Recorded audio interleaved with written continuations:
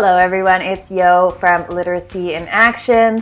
Welcome to Tinkers and Thinkers Recipe Stories. So grab your instructions, this little blue guy here, and I'm basically going to go through all the steps with you, and then when you're done watching the video, you can all start the activities together. Alright, so after you're done watching the video, we're going to go to number 1 and gather all the materials, okay? And it says kids, so that's for you kids. You got to gather all the paper, lead pencils, colored pencils, erasers, Sharpies, rulers, pens, sharpeners, and magazines. All right? Then number 2, this is for everyone. You're going to find a recipe that you like in your house or one of the magazines. All right? But you're not going to be cooking and you're not going to be baking. We're not going to get messy in that way. So I have like a little container of all our family recipes. If you have a container like that, you also have these Canadian Living magazines. So there's some great recipes in there. And just find a recipe that you like. Once everybody's found their recipe, or maybe multiple, if you can't choose, that's fine. We're going to go to number 3. Okay, we're going to say, what do we like about that recipe? Like, why did we choose that particular recipe? Is it just because we really like, I don't know, chocolate chip cookies? Or is there maybe a memory or story that it makes us think of? So if I look through mine, I've got my little wacky cake here. And because number 4, everyone take turns sharing why you picked that recipe. Okay, and it can be a super simple reason. Like I said, I like chocolate chip cookies. They make me feel good and they make me feel happy, and I like making them.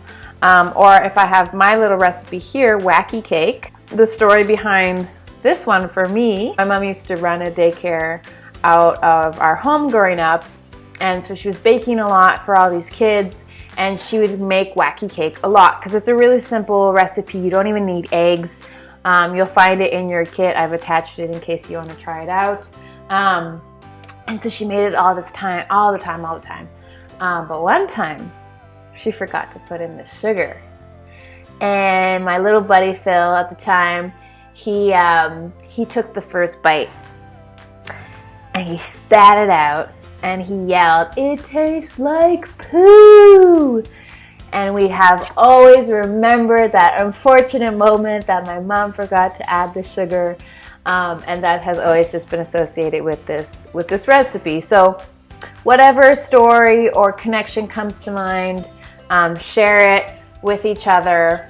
Number 5, just if like you're looking through all these recipes and you just are like, I don't have anything to say about them, make one up. Make up a recipe. You know, I've got a recipe here where it's got dragon drool and rotten tomatoes. And then so when everyone is done sharing their true recipe stories or their made up ones, then you're gonna write it out. Okay, so you're gonna take one of your pieces of paper, one of these little guys, okay, and you're gonna copy the recipe. So if you have chosen a recipe, like let's say my wacky cake, I'm just going to have the original here, and then I'm going to copy it out on my piece of paper, okay? If you're making up a recipe, then you're just going to make it up as you go along. And then below the story, so if you look kind of like at a recipe, right, we usually have like all the ingredients, so cups, tablespoons of this, and then you have like combine, how do you combine all those things? And what we're going to do below that is we're going to write our story.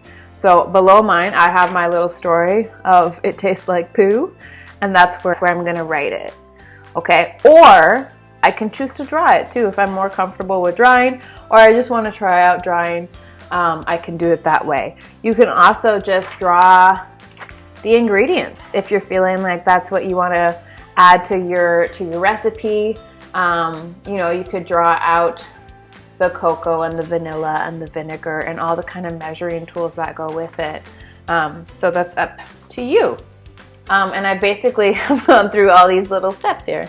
And so 11, we are going to share those stories, share the ones that we've written out or drawn out, They may be very similar to the ones you shared a couple minutes ago, or they might have changed quite a bit. So take the time to really listen to each other and share your stories.